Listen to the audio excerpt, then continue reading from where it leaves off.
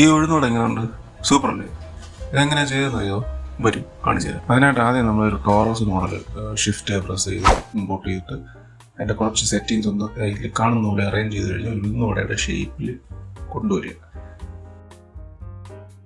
എന്നിട്ട് സ്കൾപ്റ്റിംഗ് മോഡിലേക്ക് പോയിട്ട് അതിന് അത്യാവശ്യം ഒരു ഉഴുന്നോടയുടെ ഇംപെർഫെക്ഷനൊക്കെ സ്കൾപ്റ്റ് ചെയ്ത് കൊടുക്കുക.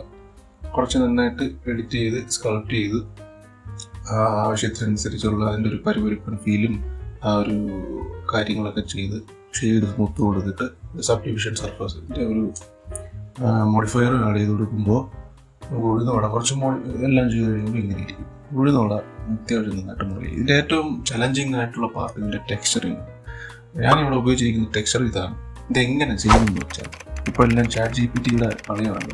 നേരെ ചാറ്റ് ജിപിടിയിലേക്ക് പോകുന്നു, ഈ പറയുന്ന പോലെ ഞാൻ ടൈപ്പ് ചെയ്ത് കൊടുക്കുന്നു. അപ്പം എനിക്ക് ജനറേറ്റ് ചെയ്ത് തന്ന ടെക്സ്ചറാണിത്. ഇതെടുത്ത് ആഡ് ചെയ്തതിന് ശേഷം ഈ ടെക്സ്ചർ ഉപയോഗിച്ച് തന്നെയാണ് നമ്മൾ ഷെയ്ഡിങ്ങിലേക്ക് പോകുന്നത്.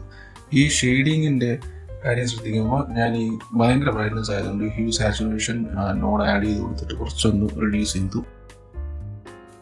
അതുപോലെ തന്നെ ഇതിനൊരു എണ്ണമയം ഫീൽ കിട്ടുന്നതിനായിട്ട് റഫ്നെസ് മാപ്പിലേക്ക് ഒരു കളർ റാമ്പ് നോഡ് കൂടി ആഡ് ചെയ്തിട്ട് അതിങ്ങനെ ചെയ്യുമ്പോൾ നല്ല എണ്ണയിൽ നോക്കി എടുക്കുന്നു. പക്ഷെ ഇത്ര എണ്ണ നമുക്ക് കുറച്ചിട്ട് അത് കഴിയുമ്പോൾ ഏകദേശം നല്ല ഒരു ഇതിനൊരു മുരിഞ്ഞ ഫീൽ കിട്ടുന്നില്ല. അതിനായിട്ട് നമ്മൾ ബമ്പ് മാപ്പ് ആഡ് ചെയ്യണം. അതിന് ഈ ഇമേജ് തന്നെ നേരെ കൊണ്ടുപോയി നോർമൽ ഇട്ടിട്ട് ബമ്പ് മാപ്പും കൂടി ആഡ് ചെയ്തതിനു ശേഷം അതിൻ്റെ സ്ട്രെങ്ത്തും ഡിസ്റ്റൻസും ഒക്കെ ആഡ് ചെയ്തിരുന്നു.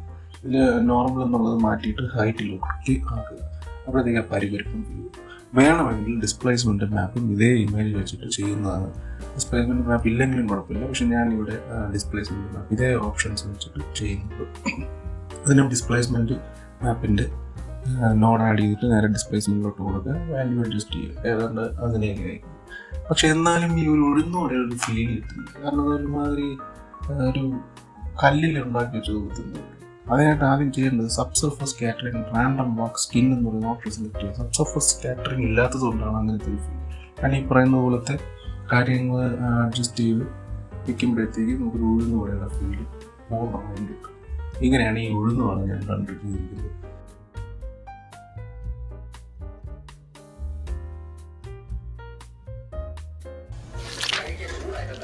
ചൂടായിട്ട് കഴിക്കണം. സമാധാനമായിട്ട് കഴിച്ചാൽ മതി. ചൂട് ഐറ്റംസ് ഉണ്ടാവുള്ളത്.